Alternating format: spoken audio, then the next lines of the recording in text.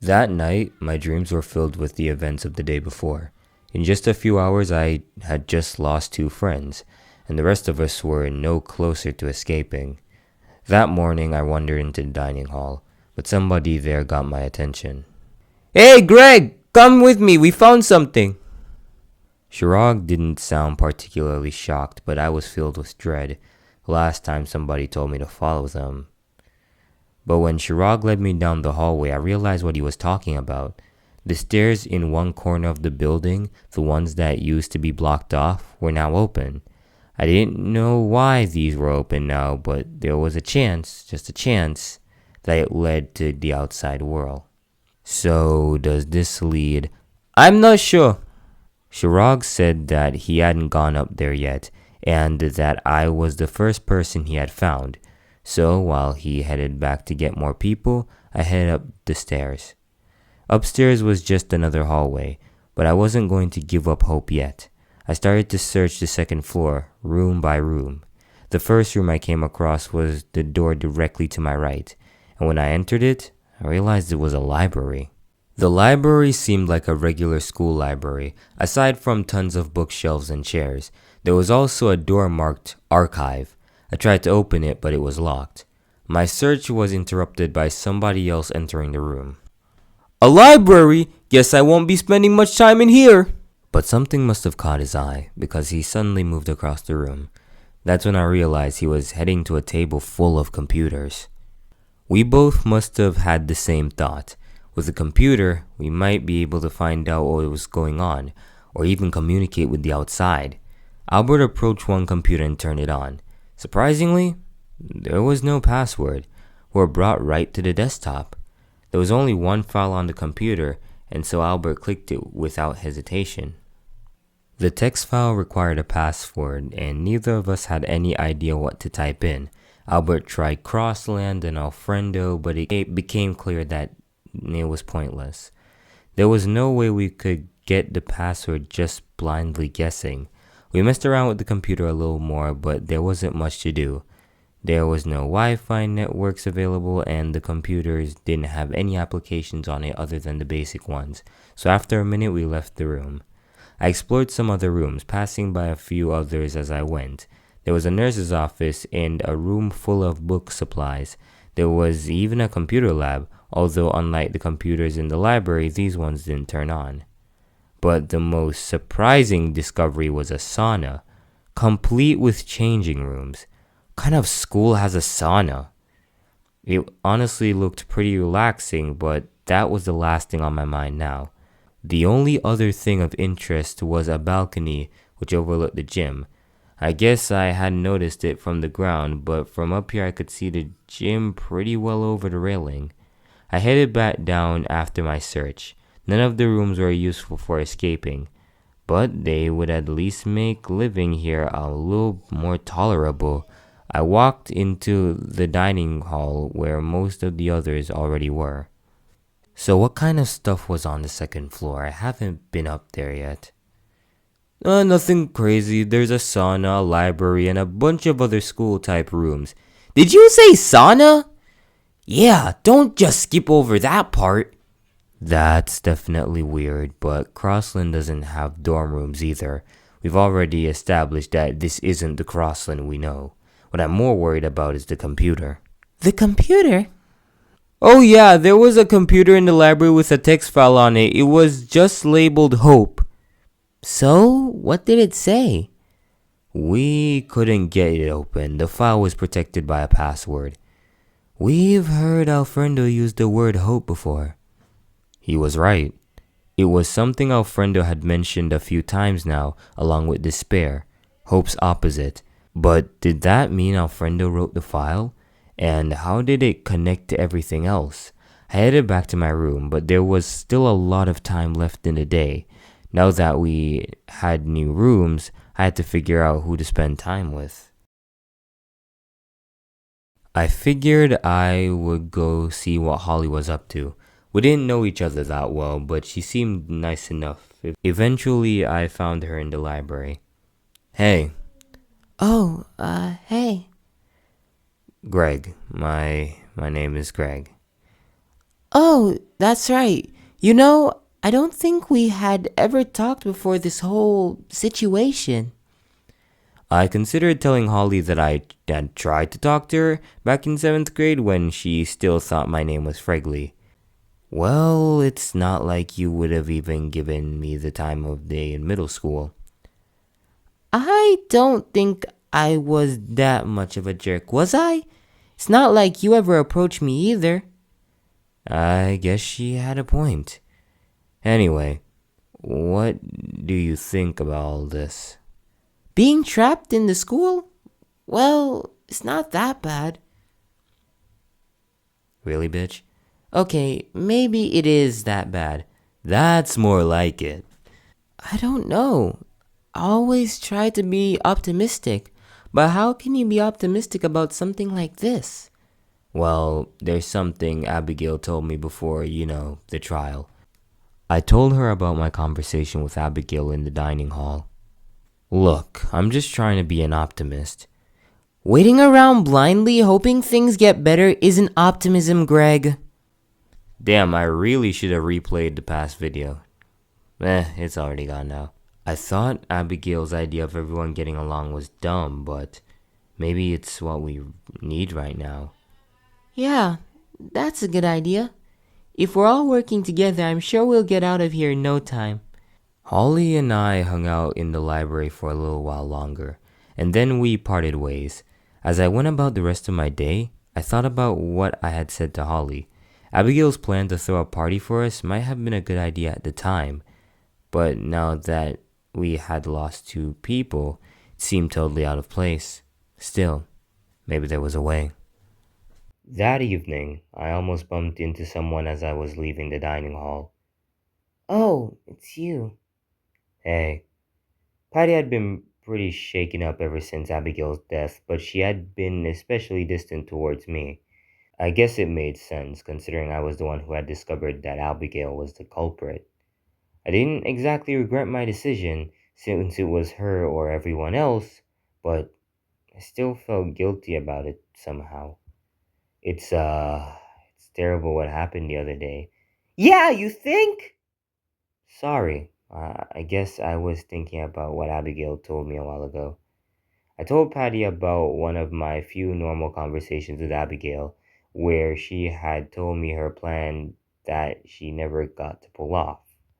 It might sound stupid, but don't you think it's worth setting up something? Not a party, exactly, but a celebration of Abigail and Rowley's lives. I think she would like that. We both headed back to the dining hall and decided to set something up for the next night. We had limited supplies, so it wouldn't be anything crazy, but the kitchen and warehouse had plenty of food and drinks. We even found a music player and some cool looking lights in the warehouse. The next day, I wandered around the second floor, unsure of where to go, but movement caught my eye as I passed the computer lab. It was Shirag. Oh, hey Greg. So, what's going on here? I'm trying to see if we can get these computers running. He didn't seem to be having much luck with that.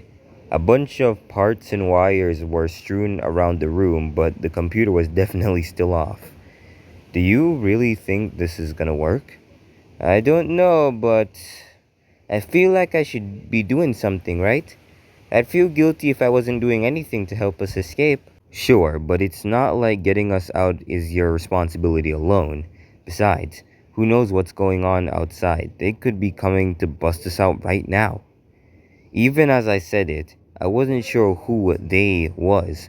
Alfredo had warned us earlier that the police wouldn't help us, which was a pretty bold claim. If he was being serious, we must have been pretty well hidden. Either that or Alfredo was too powerful for anybody to defeat. After hanging out with Chirag for a while, I decided to meet up with Patty. It was time to get the party underway. After that, I went to the dining hall to meet Patty. You ready? I nodded, and we began setting stuff up around the room. In front, we set up Rowley and Abigail's nameplates, which we had torn off the walls of the dorm rooms. We didn't have any pictures, so that was the best we could do. By the time we were done, It didn't look half bad. People started streaming into the dining hall a few minutes later, surprised by what happened to the room. We explained our ideas as more students entered. Eventually, everyone was here, even the loners of the group. Well, if there's food, I guess I can stay. I'm curious how this will go. First, we invited people to speak about Rowley, then Abigail. People were hesitant at first, so I decided I might as well go. Rowley was, well, he was my best friend. At first, I was kind of annoyed by him, to be honest, but he wouldn't leave me alone, and his positivity was contagious. Before I could stop myself, I started telling them about everything, our experiences together, our fights, how much better Rowley had made my life in middle school. I don't know what led Rowley to do what he did, or why he went after Abigail. But when I think of Rowley, I don't think of that. I think of the awesome, friendly kid who brightened up the lives of everyone around him, including me. Emilio and Holly both talked about Rowley, and then Patty and Bailey talked about Abigail. It was painful to be in that room and recognize that they were gone, but at the same time, it was somehow nice. We didn't need to think of those two as killers or victims, but just as our friends. After that, we turned on the music and just enjoyed the evening. To be honest, it's pretty fun. I went to sleep that night feeling content. Like this was what Rowley would have wanted. For one night, it didn't feel like we were in a killing game. I woke up the next morning to an unusual announcement. Please come to the. Wow. I was like, it's been a few months I did that voice. I gotta hold on. It's not gonna be perfect. I tried. Please come to the gym immediately. You know what time it is. I actually didn't know what time it was, but I headed down to the gym, curious as to what this was all about. When I got there, I noticed that the weapons room in the center of the gym was gone. I guess Alfredo got rid of it now that a murder had been committed? Either way, once we were all inside, Alfredo jumped on stage as usual. It's been a while since I've seen your smiling faces. I assume you're all enjoying this day? We all stared at him angrily, saying nothing. You know, I really hate boredom. And I'm sure everyone else does too. What do you mean, everyone else? When there's quiet in a killing game, it's my job to stir things up. My heart suddenly dropped. I realized what this might be. This couldn't be another. So I'm introducing another motive. There were shocked murmurs throughout the room, but the doll was undeterred. I've seen how chummy you've all gotten lately, which is why I'm going to grow those bonds and strengthen this friendly atmosphere. You might want to check your handbook. Right on cue, a quiet vibration filled the room as all of our handbooks buzzed. I pulled it out, and when I saw what was displayed on the device, I nearly dropped it. There's no way! We get to take someone else with us? My thoughts drifted to Rowley. If he had still been here, would I have considered it? Would I have chosen to walk out of here with him if it meant letting others die? Now that Rowley was gone, the rule didn't really apply to me. But I couldn't say the same for the others. Most of us had known each other for years, and even over the course of the killing game, some new friendships were forming. The party was proof of that. There was certainly a chance that this would push someone over the edge. As I was leaving the room, somebody got my attention. Greg, we need to talk. He led me back to his room, where we both sat down.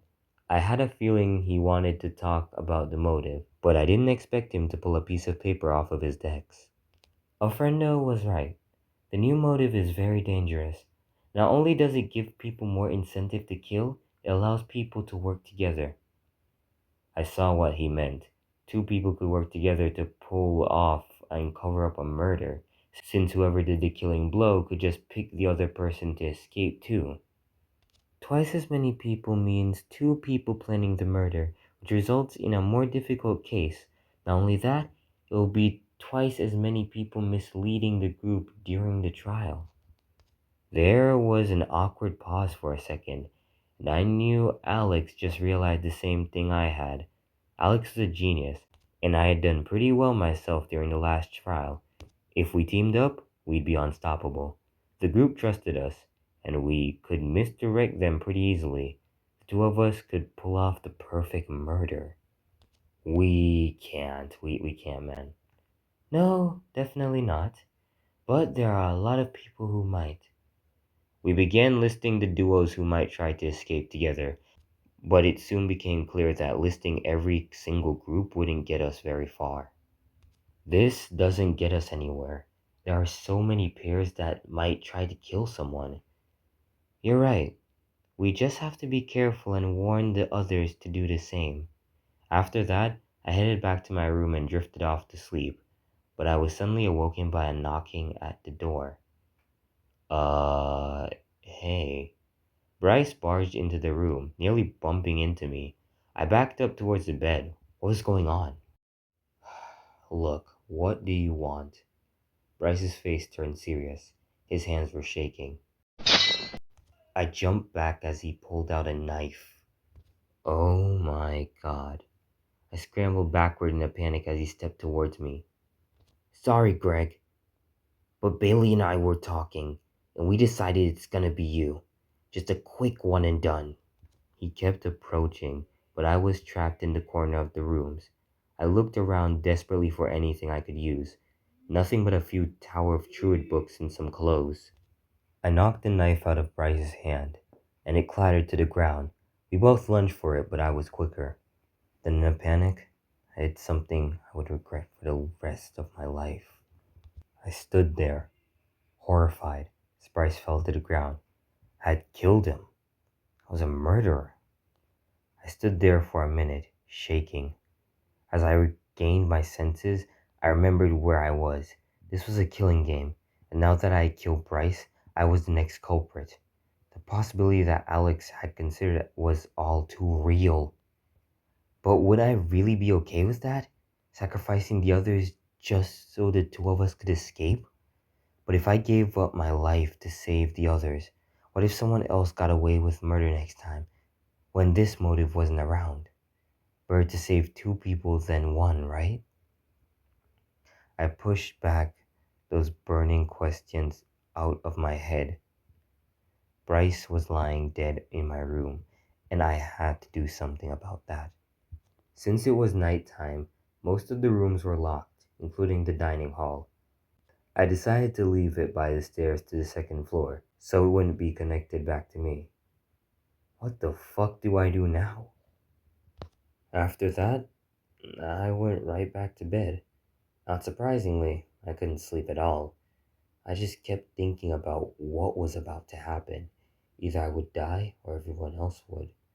Pretty soon, though, I was woken up by the crackling of the loudspeaker, and it was an announcement I was dreading. A body has been discovered. After a certain amount of time, which you may use however you like, a class trial will begin. I rushed out of the room, and it seemed like everyone else did too. What's going on? Everyone, come with me. It's in the gym. What? The body was not in the gym. I left it by the stairs. I was absolutely sure of it. So what the fuck was she talking about? We followed her down the hallway and burst through the doors. I couldn't believe what I saw. No.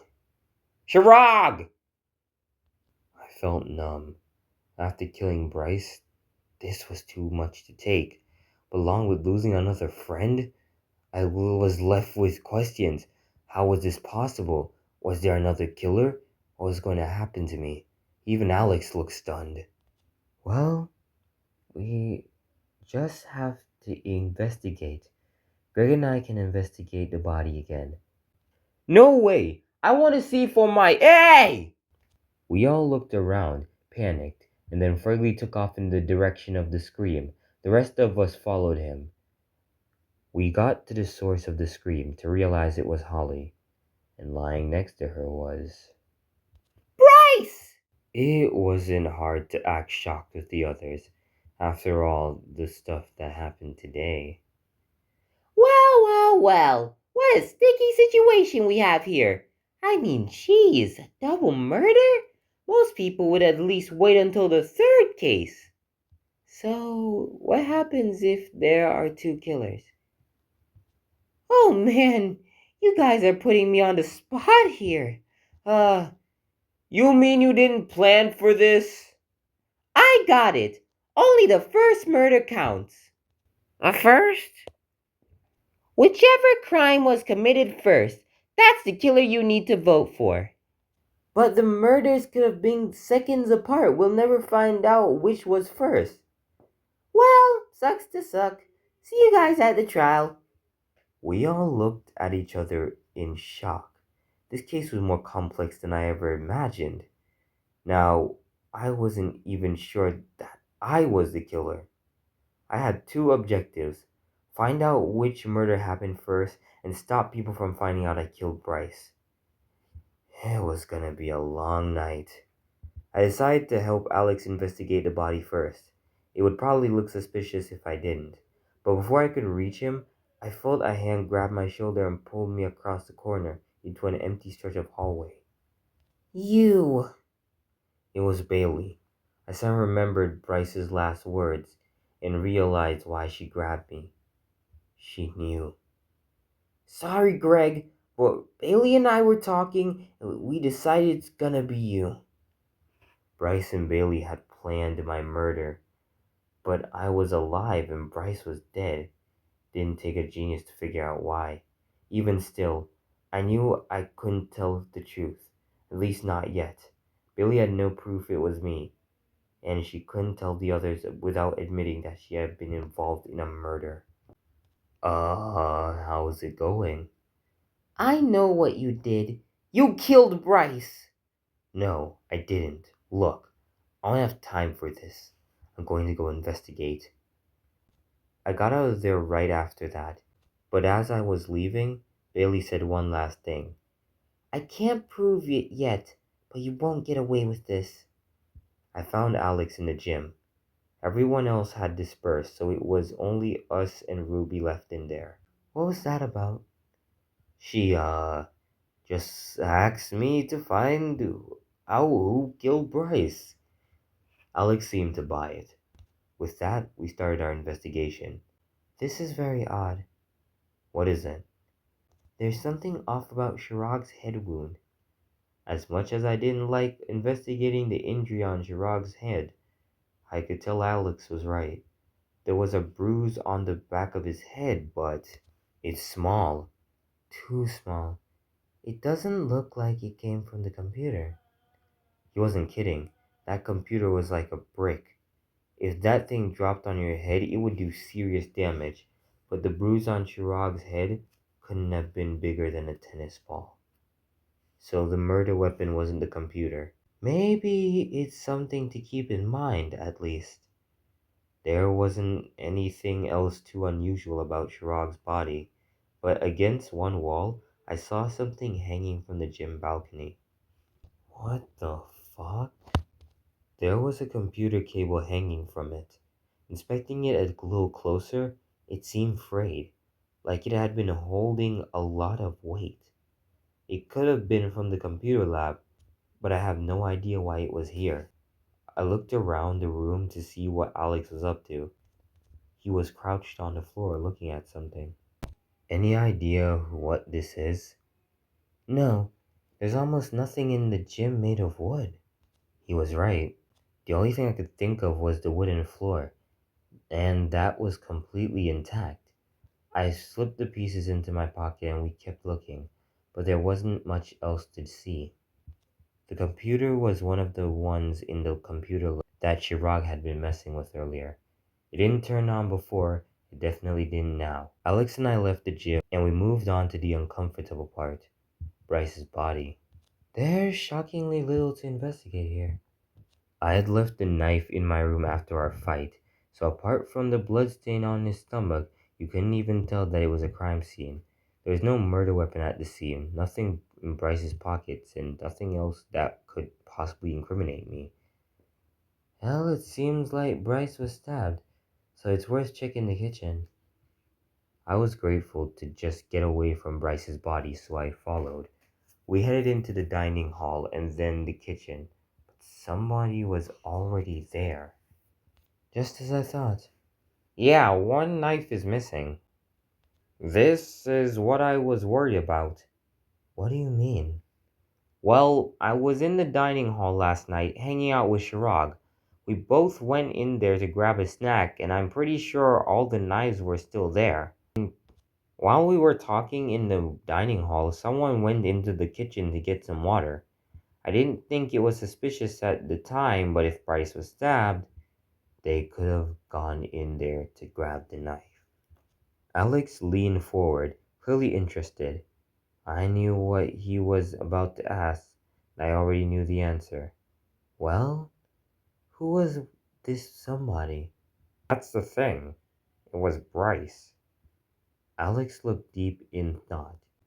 That he was starting to put the pieces together. I don't suppose there's a way to find that knife now. Yeah, the killer could have taken it into their room. There's no way we could get permission to search everyone's room. Plus, we don't have the time. I knew I had to keep the others out of my room, since I hadn't had time to clean up in there. The knife was still on the floor, along with everything else we had scattered around during the fight. If anyone went in, it was game over. Man, I feel so stupid. If I had stopped Bryce, none of this would have happened. Hey, it's not your fault. Nobody knew there would be a murder tonight, and definitely not two. We left the kitchen, and Alex said he wanted to do some investigating of his own. That worried me a little, but it would be suspicious if I tried to stop him. So I headed off, and I had to decide what to do next. I figured I would head up to the computer lab, but when I got there, what I saw was total chaos. The room had been totally trashed.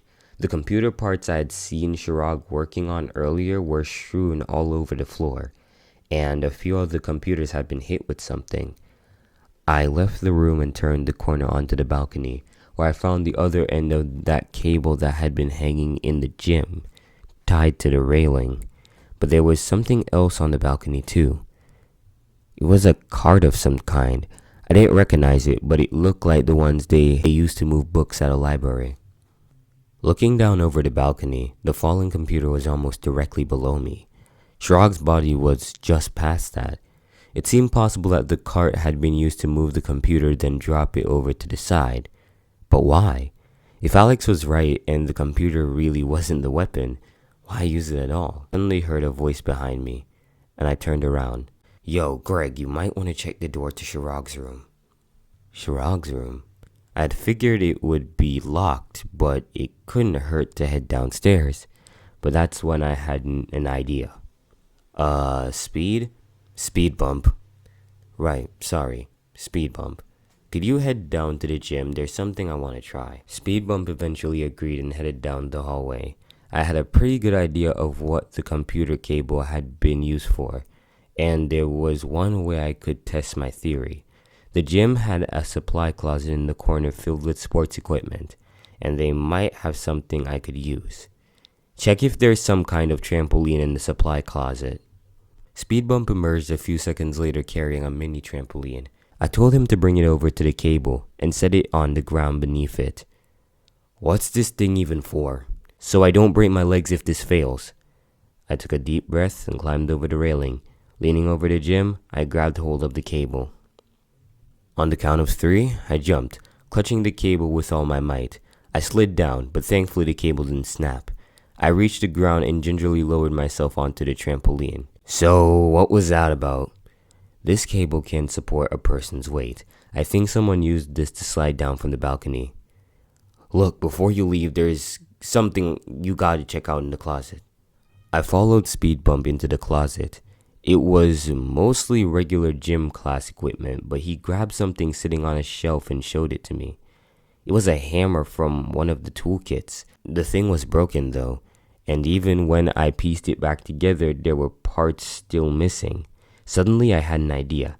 I reached into my pocket and took out the splinters Alex and I found. Sure enough, they fit. Speedwimp told me he had found the pieces stuffed behind a shelf. It definitely seemed like someone had hidden it. But why?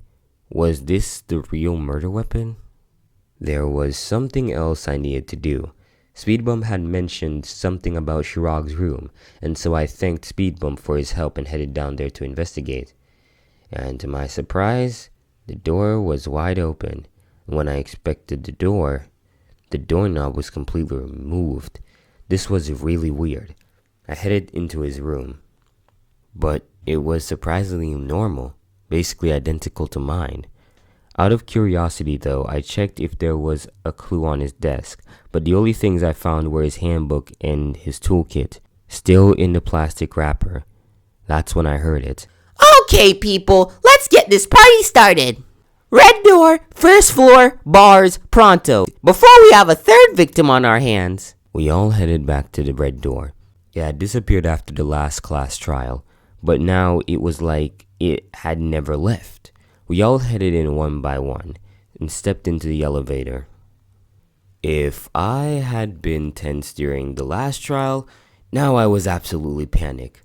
I have no idea who killed Chirag or which of the murders had taken place first. Alex had disappeared for half of the investigation, so he could have already figured out I killed Bryce.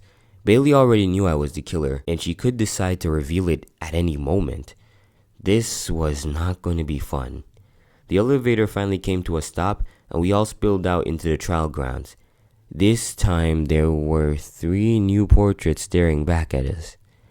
It was just another reminder of how quickly our group was shrinking. With that, the trial began. The first one to speak was Patty. This trial is going to be especially hard, so let's start with Bryce. What was used to kill him? Well, Bryce was stabbed, right? So probably a knife. I mean, there have to be other sharp objects around the school. No, I think he's right. We found the knife missing from the kitchen. So who took it? You think they're actually going to admit it? Actually, we might have a clue. Right, Emilio? Yeah. I was in the dining hall last night when I saw someone enter the kitchen. So who was it? It was Bryce. Looks like another Rowley situation on our hands. Hang on. So Emilio claims he saw Bryce, who ended up dead, take a knife. Is there anyone who can back you up? Well, Chirag could, but yeah, that's not happening. So how do we know you're not just making it up? You could have taken the knife. What? Let's not jump to conclusions. I found another clue concerning Bryce's murder. Shit. This must have been something that Alex had discovered by himself. There were bloodstains on the floor of the hallway. A little ways off from Bryce's body, it seems like it was moved. I hadn't even noticed that as I was moving Bryce's body. Guess my brain went into adrenaline mode, and I didn't stop to check. But still, I didn't see how that could be traced back to me. I found a bloodstain here. That means the body could have only come from the gym or the dorm rooms. So the body could have come from the dorm rooms? Yeah, but so what? I mean, we have no idea whose room, right? That's the problem. There's very little evidence surrounding Bryce's murder. You've been awfully quiet, Craig. What do you think? Uh-oh. Bailey looked mad. Even if she couldn't straight up accuse me, I had a feeling she was going to try backing me into a corner. I had to get people to stop talking about Bryce. Well, Bryce isn't the only murder we're investigating. What about Chirag? Yeah, I guess there's more evidence there. He was killed with the computer, right? Well, it seems like the computer was dropped off the balcony. Not only is the computer right below the balcony, but I found a library card up there. That could have been used to carry it from the computer lab. Now that I think about it, Chirag spent a lot of time in there. Was there anything weird about the lab? Actually, yeah, pretty much everything was weird. I described the destruction in the computer lab to the others. As I talked about it out loud, an idea began forming in my head. Things were starting to make a little more sense. There was one more thing you guys should know. Hanging from the balcony was a computer cable. Yeah, Greg swung down and it didn't break, right? Exactly. Someone could have used it to swing down. In fact, that's probably exactly what happened. It seemed like there had been a fight in the computer lab, judging by the broken equipment. If the cable had come from there too, it seemed like one of the people in the fight grabbed the cable, ran out of the room to the balcony, and swung from it like Spider-Man. Yeah, sure. That's some good analysis, Greg. The question is, who used the cable, Chirag or the killer? When I thought about it, the answer was obvious. Chirag's body was on the gym floor, but the killer had to be on the balcony to drop the computer on him. So the person who swung down was Chirag. At least, it seemed like it. So now we're getting somewhere. So once Chirag was on the ground, the killer dropped the computer on him. Then that's it. I know. Oh crap, oh crap, oh crap, oh crap, oh crap, oh crap, oh crap. You know what exactly? The killer you're searching for is Greg, and I can prove it. Just listen. What? There's... Last night, after the new motive was announced, Bryce and I were talking. Talking, huh? Shut the fuck up. Anyway, we decided we were going to escape together. I mean, 2 people was better than 1, right? That reasoning was eerily similar to what Alex and I had discussed. To think we had been that close to targeting somebody ourselves. We decided our target would be Greg. He had been pretty helpful during the last trial, so we didn't want to risk him solving the case. Plus, he's kind of a wimp. Hey! So, Bryce offered to do it. At around midnight, Bryce knocked on Greg's door. I waited in my room, but when Bryce never came back, I knew something was wrong. I went out into the hallway and that's when I saw him. I just stayed by his body for a minute, and that's when I heard it. A loud crash and glass shattering. It came from the gym, so I rushed in there, and Chirag's body was waiting for me. The announcement sounded, and I woke up the others. Greg, is this true? Bailey, it was you? We all turned to who had spoken. Bryce sacrificed himself for you? I thought it was for me. Hold up, we're getting ahead of ourselves here. There are 2 murders, remember? We still don't know which one happened first. But we do know which was first, because I heard the crash! Oh my god. I knew what she meant. Bailey discovered Chirag's body because she heard the computer fall to the ground. If that was what killed him, and she heard it after Bryce had died, then Bryce was first. I was gonna die. But I wasn't going down without a fight. It's your word against mine! Huh? Bryce never went into my room, I never stabbed him, and I definitely didn't move his body. You're making the whole thing up, and you can't prove otherwise. Yes, I can. Okay, maybe I spoke too soon. Because I'm sure if we check out your room, we'll find all the evidence we need. The knife will be there, plus the damage from the fight, right? Well, the rooms are locked. I'm sure Alfredo would make an exception. After all, this will make the trial much more exciting. What, huh? Did someone say exciting? Let's unlock those suckers. Don't bother. I knew when to give up. In a few seconds, they would all see the knife in my room. Plus, maybe this was a good thing. I mean, everybody else would get to live. Bailey's right. I killed Bryce in self-defense. Well, sounds like the end of a trial to me. Everyone, please use your buttons on your podium to... Wait. Even if the sound happened after, it doesn't mean Chirag's murder did too. Yes it does? Hold up. That's right. I found this hammer behind a shelf in the gym storage. I pulled out the hammer that Speed was talking about and showed it to the others. The hammer is covered in blood. That looks like a weapon, all right. Of course. I looked at Alex in surprise. That was maybe the most emotion I had ever seen from him. I was examining Chirag's body with Greg, and we both agreed that his wound looked unusual. It was too small to come from a computer. We were trying to determine what it was, but I never would have considered that it came from a hammer from our toolkits. Now that you mention it, his body is pretty untouched. But the hammer was hidden behind a shelf, right? Why hide it? Well, when you think about it, the hammer is a pretty bad murder weapon. Everyone has exactly one. If we realized the hammer was broken earlier, we could have checked everyone's toolkits to see who it was. You're right. Some of us have used our tools before, but you need a pretty good explanation if one was completely broken like this, or covered in blood.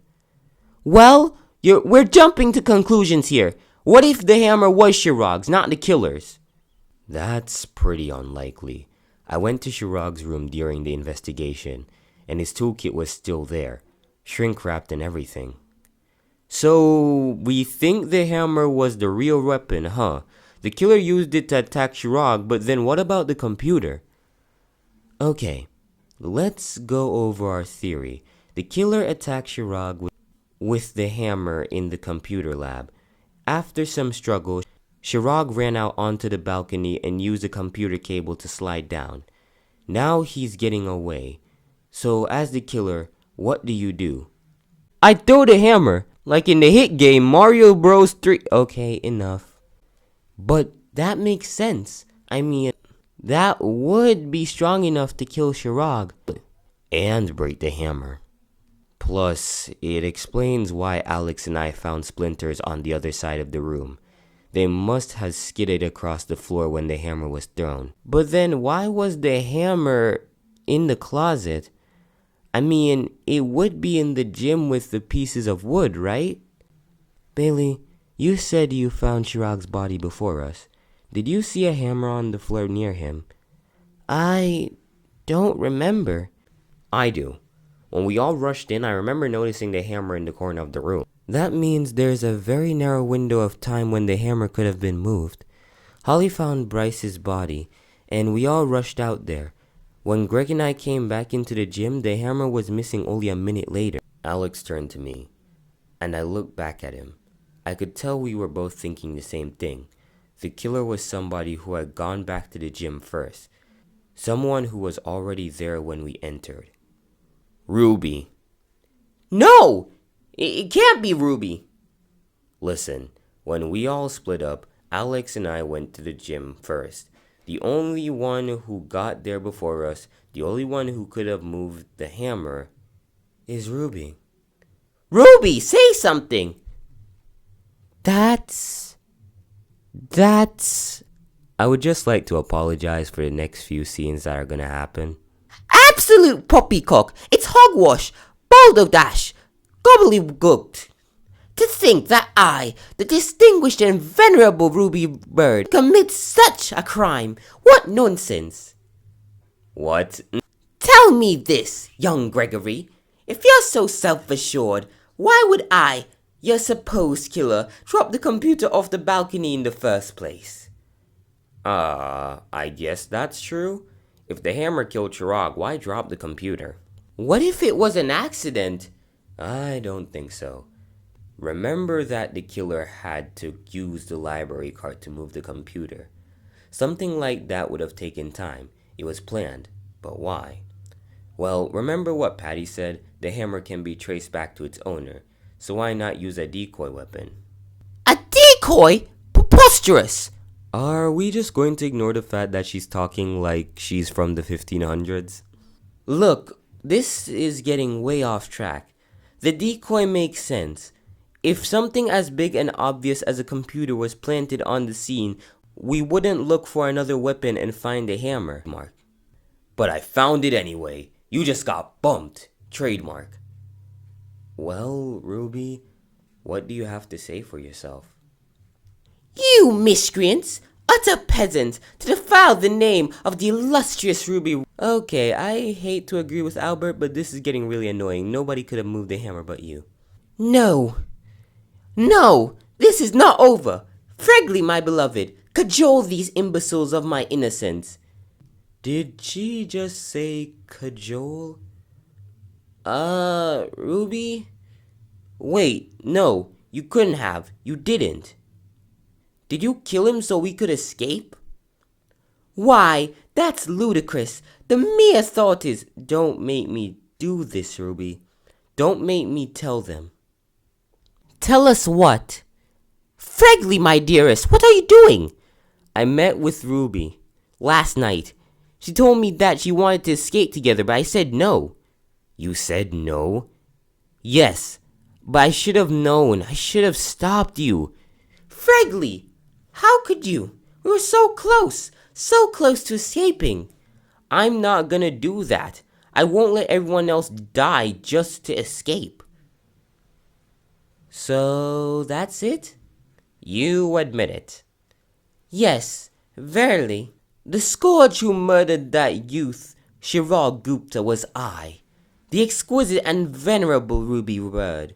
I felt like my head just exploded. So many thoughts were running through my brain, and we weren't even done with the trial yet. If you please, allow me to chronicle this tale of woe. While Mrs. Anthony and Mr. Anderson were planning their murder, I plotted my very own. I planned to escape with my dearest Fregley, and to do so I targeted Chirag. My first step was to break down his door.